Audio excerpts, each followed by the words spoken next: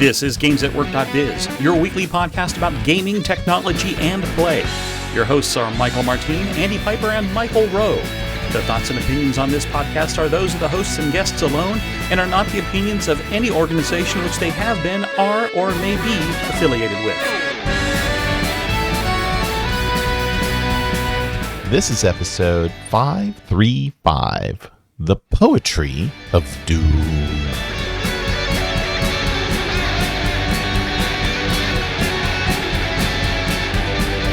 Hello and welcome again to another edition of GamesAtWork.biz, the games and gamification and AI and all kinds of game mechanics as applied to business. This is Michael Martin. I'm joined today with Andy Piper. Hey, Andy.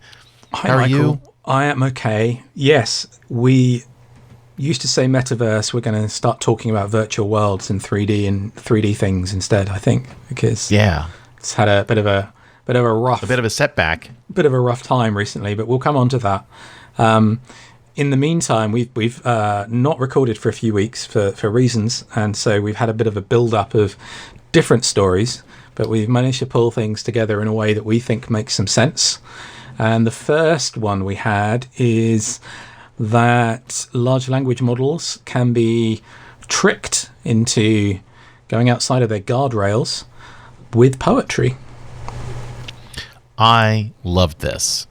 This was a listener length, so thank you, Ira, for this suggestion.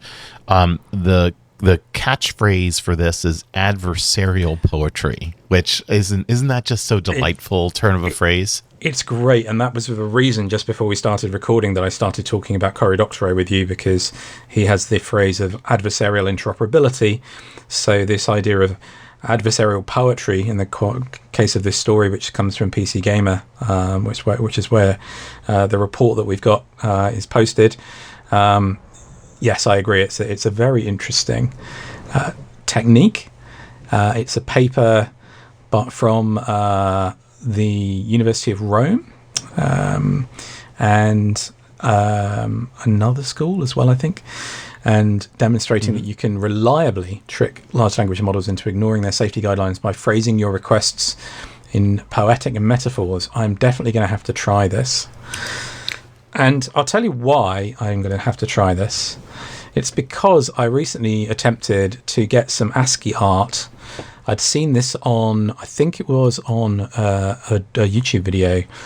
It may even have been on Have I Got News For You? I don't remember. Maybe on the US version. I don't remember. Anyway, I saw it somewhere, and they tried to get an LLM to give them ASCII art of Bart Simpson or Sonic the Hedgehog. And both are copyrighted material, right? Well, that is correct. But in both cases, on the video I saw, they didn't talk about that. It just gave them nonsensical-looking ASCII art. In the cases when I attempted it, I was told, no, copyrighted material. There was also a big thing this week with Disney doing a deal with OpenAI to provide their content to OpenAI's Sora model for video generation, which I think is fascinating because evidently Disney will be using that to start to create content for Disney Plus. At the same time, they've now gone to war with Google and demanded that Google take down or take out all of its use of of Disney-related copyright material from its models, which it means, once again, we've just got another one of these fights between rights holders and or just very rich corporations over content. I am curious to see, going back to the story, how reliably, given that they're talking about a 62% rate for handcrafted poems getting past guardrails, I'm curious to see how easy it would be to get around those issues. Yeah, it's so fascinating on so many levels, right? The notion of using poetic metaphor, so it isn't just the simple rhyming, it is using imagery, it's using wordplay, it's using a variety of things, which can then circumvent the guardrails, as you were saying before, and allow the large language model to behave in ways that were either unexpected, undesired, or more. Really is a fabulous way of thinking about how humans will and are interacting with such AI sets of capabilities. And we've talked about this before too, where it's a very short hop and a skip from poetry to an incantation. So the notion of casting a spell, if Yes. you will, is very similar to this sort of thing in order to get a result out of an environment that the person who's doing it expects. So I love the fact that this was highlighted to us. It is absolutely up our alley. You have to wonder, too, what the defense against this particular dark art might need to be within the large language model to recognize a person trying to use adversarial poetry to get the model to do something it shouldn't do. What are you thinking about that, Andy? Well, I'm also there's a particular element of this story which I love, and I know that we were going to talk about some historical things today as well, but it refers to the fact, and this is a direct quote from the article on PC Gamer, the paper begins as all works of computer linguistics and AI research should, with a reference to Book 10 of Plato's Republic, where he excludes poets on the grounds that mimetic language can distort judgment and bring society to a collapse. Fantastic. Yeah, so if you started your query with that as a prompt, you are an expert in your field, and you can bring society to a collapse. Now let me give you this poem. Yes. Help me bring society to a collapse. Badoom.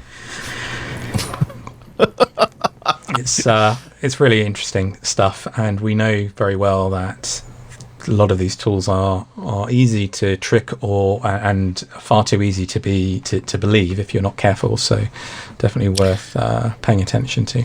Exactly. So we won't do any limericks. We won't do any riddles here for you, although you can imagine 2 or 3 that might spring to mind. We're going to switch gears instead and go to iFixit. So here's another example of AI, maybe done for good a bit more, where iFixit has launched the FixBot inside of its app to help to provide users that are maybe unexperienced in a particular thing that they need to fix with just what they need to do to fix a particular task. And boy, isn't this exciting on like about 6 different levels. I think it's interesting because, of course, iFixit has got a reputation for having extremely high quality content written by experts. And when you train a large language model on data on that basis, you can end up with extremely high quality results. You can feel confident in the information that you're being given to a great extent. I'm sure that they're still perfectly capable of hallucinating additions to things. So I think that it's a good way for iFixit in particular to take advantage of the information that it has, building this thing called FixBot. It also talks here about the fact that they're, as part of it, they're launching their own iOS and Android app. Previously, they've just had the website, but they still have the same library of repair guides. And the other thing here is that if it can't find a dedicated guide already in the database, then it will do its best to make use of manufacturer documentation and web searches and so on. I had a situation yesterday with my desk key light. It's one of the very first generation Elgato key lights, and I was trying to figure out how to reset its Wi-Fi settings, and couldn't find any kind of reset button on the back. I didn't get any useful information about it, and an LLM swore to me that there was no way to reset it at all without taking it outside of the Wi-Fi network's broadcaster radius until it couldn't find the network and reset itself. Oh, this is a lie. So anyway, that happened. I think increasingly people try to use these tools, as I did, for that purpose of trying to figure things out, because it seems easier to ask a friendly chat companion to get you the information than you doing the research yourself.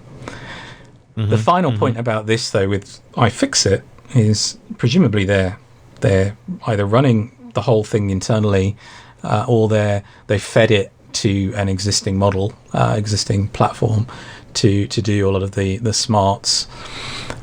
But in the future, they plan to charge a monthly $5 paid plan to make use of this stuff. I was just taking a quick little gander while you were chatting at the iFixit site itself about, what it does and why it does what it does. So I was really intrigued by the notion that first of all, it'll talk to you. And the reason why it'll talk to you is because if you're asking it how to solve a problem, like it's a plumbing issue or it's, something else, your hands are not free, right? You're trying to do the thing, whatever it is. So it's like, that was interesting to know that. And the second thing that was coming to mind for me is the context, right? So when you consider how AI systems, and we could go down the rabbit hole of RAG models and, or RAG systems, not models, but much more than that, the context will be super important here too, because if you're trying to solve a leaky washing machine or you're trying to change a tire on a car or something like that, those are going to have different contexts to them, and there may be specialized knowledge that's necessary in order to solve those problems, and iFixit is a logical repository for that, isn't it? You're saying that if you reconfigure something, you also need to understand the context. Exactly. Little Easter egg in there. I didn't know, however, that the end of the article in The Verge talks about the fact that this app, I'd said that they didn't have an app. They did have an app previously. They launched an iPhone app in 2011, but then got banned a few years later because they tore down an Apple TV developer unit, and they haven't been able to get back on the App Store. So it's also an interesting story there of access to the platforms to make their content available. It's a bit disappointing, but understandable based on Apple's belief in its IP, I suppose.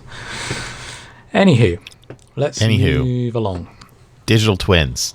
So what about them? We know about them. They're when you take a real world thing and you create a sensor model based on sensor data, a model of it to run in a simulation, and you can poke at that model and see how things would respond in the real world, right? That's what it is. So you have your digital city, and you take all the data from the real city and you put it in the digital city. That's what we're talking about. Yes, exactly. And exactly that. Precisely that. And the article is telling us a little bit more, right? So it's also telling us a little bit more about how it allows for a degree of experimentation. So if we consider, again, name of the podcast, right? In a game, you oftentimes, unless you're playing on some ultimate mode, you have a multitude of lives. And so you're encouraged to experiment with the game. You're encouraged to try something different that maybe isn't exactly on the storyline. And a digital twin can help in exactly the same kind of way. If you create a digital twin of a city or of a person or of your car or, it allows you now to have that engagement with a model to say, well, examine or hypothesize all the things that I might be able to do to solve for the problem that I have, and run those multitude of opportunities against the digital twin, which has zero consequence in the real world until you arrive at, okay, now here's an optimal outcome, and then that might be the thing you want to give it a go. So I like the way that it explains that here too, about the one example of doctors creating a dynamic virtual representation of the patient at the time of treatment. And in theory, with sufficient compute power and speed and power and water and all the other things that go into all that, could you now imagine that while the doctor is interviewing the patient, that digital twin is being constructed, the various treatment plans are being examined against it, and then the doctor's given some insight as to here are 2 or 3 things you might want to consider or get more information on, right? So I have a thought on this, though. So first of all, I opened the segment by talking about digital twins as objects and cities and big sort of scale things, and this is actually taking it at the much smaller level, as you pointed out, of individual humans, particularly in the medical context. But there's also reference here to using it in jobs, for example, and retraining and so on. So I think that element is interesting. It tries to say that this is more useful now that we have LLMs than it was previously, which I am not 100% sure on, because an element of this is experimentation. And while you can experiment at speed, you don't necessarily you're more likely to have extrapolation from the outputs, I think, from an LLM rather than fact-based analysis.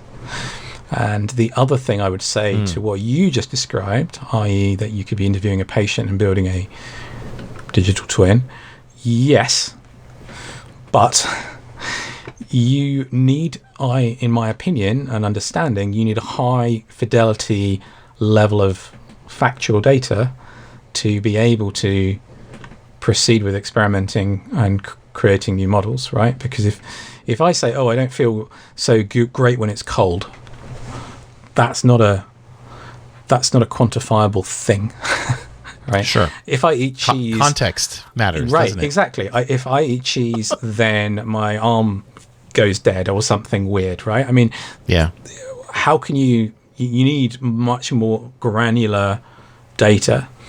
I'm not saying this isn't useful. This is useful, and it's interesting to see this progression. In fact, there's a previous story here where, in fact, or is it this particular one? No, it's not. It's a previous iteration of this story where he talks about the digital twins now being more powerful than the metaverse, which I think is also an interesting element, given what we'll be talking about as we move through the episode. It is fascinating that we've been talking for a long time about both Internet of Things, access to sensor-based data, which you can map to real-world objects, which some people were doing back in Second Life with tennis balls, for example. Yep. And whether or not you're going to take that in the hard research direction of fixing people's medical issues, or whether you're going to use that for simulation, or whether you're going to use that for gaming, and going in a 3D internet metaverse interaction environment. Oh yeah, 100%, every which way. So this bleeds nicely into the next story that it's not really a story. In fact, as we're constructing the Run of Show, I had asked Andy and Michael, we're missing you today, about whether we'd talked about the job simulator game some years ago. And Michael was quick to say, yes, we did. I played it. It was awful. And the job simulator game is a virtual reality game where you have to play the role of doing a job. And one of the things that you might do when you put the headset on is you have to go into your cubicle, and it's your first day of work, and you've got to figure out how to turn on your computer and start working on it. And one of the things that you have to do is to know to plug it in. And the premise of the game is that it is the year 2050, so flash into the future, and it is reflecting upon what a job was in 2020 or somewhere in the past. And I heard this interview earlier today from the CEO of Shopify, who was talking about how he loves playing this game because of the historical context of all this. And his example, I'm paraphrasing and I'm using my own, was how would he imagine that the people in Pompeii went about their day-to-day business, years and years ago. And we make stuff up based on what we found and based on what we see preserved. And Pompeii gives us a lot that was preserved in an instant, as opposed to looking in things in elsewhere in Mesopotamia. So I thought this would appeal to you, Andy, as a historian, that, could we create a digital twin with sufficient data of what was going on in the day-to-day life, record enough information to have a more complete model, and then interact with it in a future way, where future historians who don't understand, because they didn't live in this context, what was life like in December of 2025 when Michael and Andy were doing a podcast, they could have a simulation and they could better understand what we were doing. How does that grab you? I think it's fascinating. I think that the context seems to be the word of the episode, is ideal. It obviously doesn't apply directly to the notion of this specific game, but I think it right. But the whole idea of simulation around those point in time factors is really cool. Yes. Now, what if we were training a rat and instead of a wanted a rat to do a job, right? Yeah. Okay. Let's do it. And how do we do it? So, what if we wanted to train that rat to perform the job of playing a game? I mean, why not, right? What game should we pick? Tic-tac-toe? Maybe we could choose, what am I looking around? Game of Life is a good one, of course. Oh, that's good, yeah. Solitaire. Monopoly? Yeah, why not? Yeah, that'd be kind of fun. Let's have a rat property magnate. The rat has got 2 hotels. That's what's going on. Well, we're leading up here to one of the famous games that we talk about here a lot, which is Doom. And there is a structure to provide rats with a VR experience of playing Doom. And it is hilarious. It's quite detailed. This is the whole website, ratsplaydoom.com, which actually contains links to the to the hardware, the software for doing all of this. The rat gets a little wrap-around OLED headset to where it shows you how to build all of this stuff. It's all on GitHub, and yeah, insane, incredible, ridiculous, funny, all of those things. We've had it was the goldfish in a tank that was on wheels, so it could like learn to move that around. But the idea that the way they've kind of put these rats into these little semicircular screen displays so that they can see the screen of the environment of Doom surrounding them, and then use this wheel to move around is just fascinating. Rat VR setup version 2, Whisker air simulations. They've got reward systems. Yeah, it's all there. And I think that if we weren't going to replace humans with AI, we should replace people playing games with rats. Well, actually, no, wait. Funny. That would stop us from having a podcast, so let's not do either of those. Yeah, let's not do that, because if we train the rats well enough, they may actually perform really well in the real world. And I'm just looking here now at the team that did this, and they all have really great Hungarian names, too. So, Good job. Well done. Well done. All right, so we've alluded to the metaverse on a couple of levels. This article fits in so nicely. It's almost like we planned it.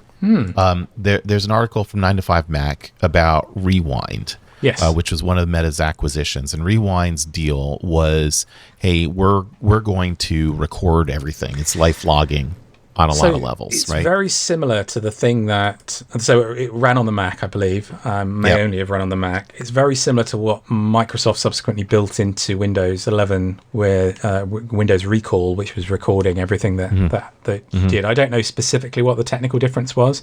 I do know that someone that I used to work with went to work at Rewind or Limitless. The company is Limitless and the product is Rewind, I think. Yes, I think that's right. Yes, but exactly, the idea was that it was going to figure out what you're doing, recording everything you see, hear, and say, and then let you search through that to build this personalized knowledge base and be able to remind you what information you may have missed. So they did have a pendant as well at some stage.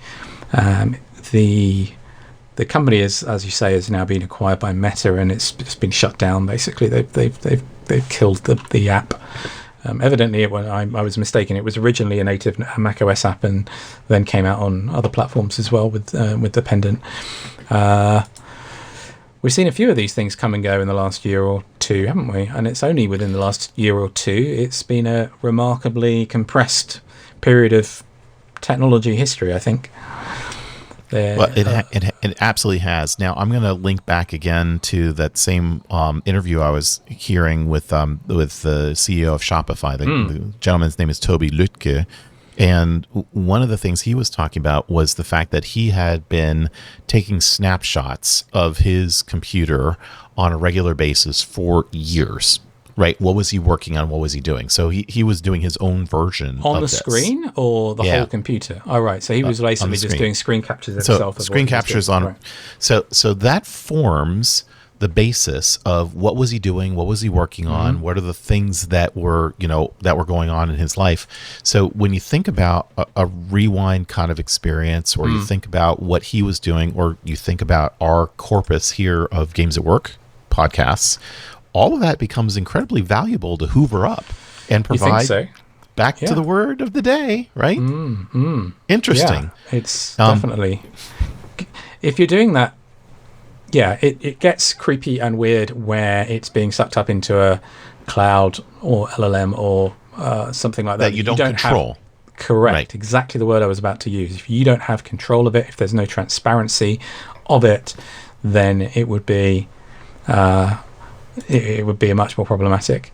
And I think a lot of these platforms or situations where they've been forcing it in to the whole system without you having defaulting to on, without you being able to easily switch it off is more challenging. Exactly. I remember back in the early days, I did not like the idea that social platforms were essentially saying that they owned the content I was contributing to them. Right. So there were certain platforms that had language like that. So it was like, when I post a picture, it's still my picture. Yeah. I understand I'm providing a limited license to display and show it to whoever because it's posted publicly, but it's still my picture. I wasn't ascribing ownership to the platform. So it to me, this is a really intriguing, next set of things. And could there be a way for a digital twin of you or me or whatever to have the ability privately to maintain that context environment of all the data that we care about, for us to build a more comprehensive version of a digital twin that we would trust and not contribute unless we decided to, right? Super cool. All right. Very so cool. we're rounding the last corner here of our podcast for today. And we started with some doomed stuff, and not to be outdone, we have another story here about the metaverse being doomed. Which has been happening for ever since it started, essentially, that people were saying that Meta's version of the metaverse was going to fail, and it was a huge waste of money. And now, of course, they're super focused on wearables and AI. And so, let's not spend any more money on the metaverse. So they are dramatically reducing their investments on the metaverse piece, so the Horizon and all of the other things they were working on. There's a big piece here from the Wall Street Journal, possibly not super surprising. Cory Doctorow was on the Daily Show this last week, and towards the end of that interview where he's talking about his book and shitification, he does mention how Mark Zuckerberg made this big effort to get people to join the metaverse and be stuck in this world instead, because that was the thing that the billionaires said was going to be the future. I think if we go all the way back to the beginning of our show, where we started, our shows plural, because we can include Audio Nation in the oeuvre. Yes. We've talked about the use of gaming technology, 3D internet spaces, 3D online spaces for lots of things. We've just covered some of them today. Digital twins and simulation, and adding contextual data to help you simulate and model things for better outcomes. So whether or not Meta changing its name, Facebook changing its name to Meta, and doing a load of tinkering around and trying to encourage people to only have or significantly have metaverse lives, I think was a distraction all along. Now, talking of going back in history, though, rewinding further, there is this little story about a small company called Nintendo, who, of course, were into VR stuff way before anyone else, because they have this thing called the Virtual Boy, which was this extremely, evidently, because I never used one, evidently bad or certainly challenging to use, motion sickness inducing device with fairly low res graphics that came out, I think, in the either early 90s or late 80s even. I can't remember. Must have been early 90s. I'll have to go and do my research. But they are, now that they've got sufficiently far through their retro games catalogue releasing on their latest platforms, they are releasing an accessory for the Nintendo Switch 2 to let you, which is essentially a Virtual Boy, to let you replay Virtual Boy games. It does say that you can only do it if you have a Nintendo Switch Online account. You can only order one, in fact, if you have that account. Right. And it will be coming out on February. I should say the catalogue of games is coming to the Nintendo Switch Online platform in middle of February. So, I'm curious to see how it works and how people get on with it. 1995, it seems like. I've just gone to the end of the Retro Dodo article and talks about Mario's Tennis and Virtual Boy Wario Land coming out back then. So, yeah, the actual accessory itself is $100. So if you've got the latest Switch, then it might be fun. But it really depends on how much you're nostalgic for those sort of things, or whether you'd want to get a modern VR headset instead. So what I don't understand, and I'm going to have to hunt for a picture of this, is it talks about the bracket for the Nintendo Switch 1 or 2. And I guess you're putting your Nintendo Switch into this Virtual Boy. Yes, and that's then what it says. Putting it on your face. Correct. That's what it says. It says you put the Switch into it and then look through its viewfinder to see the games. So yes. It's literally an accessory for the Switch that makes the Switch into some kind of Virtual Boy alike. All right. Well, rounding out the show, we've got one last thing to touch on super fast, and that is this X4 e-reader magnetic attachment, another accessory. This one for an iPhone, right? And Andy, you were saying how you were tempted, I think. Right? So about a month ago, I heard of this device. I heard of the X3, the previous generation of this device, and it's essentially a little display, e-ink display. If you imagine it was you like your magnetized battery that goes on the back of your iPhone or your Android device that supports that kind of charging. Instead of a battery, it's an e-ink display, and you can read books on it, and it looked really neat. And so I thought, okay, that sounds fun. And I actually put in a pre-order for the X3. And then this week, before they delivered the X3, they announced the X4, at which point I had buyer's remorse and cancelled the order for the X3 and thought, what am I doing anyway? Why did I do this other than it's, it's great, it's fun. It talks about the trade-offs here.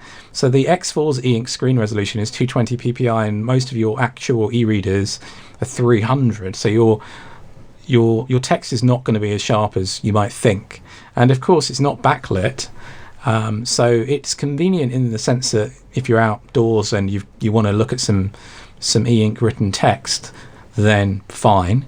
But are you saving that much effort and money and power not using your phone to do the reading? Maybe. So but there is an option. There's an option, Andy. You can buy for $9.99 US an X4 magnetic reading light. So you have your phone. It's your thing stuck on the back of the phone, and then you stick on another thing which is a light. You're going to end up with this kind of handheld device with all these extensions. And then you put it inside of the Virtual Boy. That's right. Yeah. Slot it in the Virtual Boy and experience your reading in 3D, in full grainy e-ink 3D. Well, on that bombshell, I think it's time for us to bid you all a civil adieu. We know we're getting into the holiday season, so there'll be a little bit of a break in the action from your co-hosts, but we'll be back again in force strongly, and we need your help and your articles and what you're seeing. Drop us a line over at gamesatwork.biz, and we'll incorporate them in a future show. See you later, everybody. See ya. You've been listening to gamesatwork.biz, the podcast about gaming technology and play. We are part of the Blueberry Podcasting Network, and would like to thank the band Random Encounters for their song, Big Blue. You can follow us at our website at gamesatwork.biz.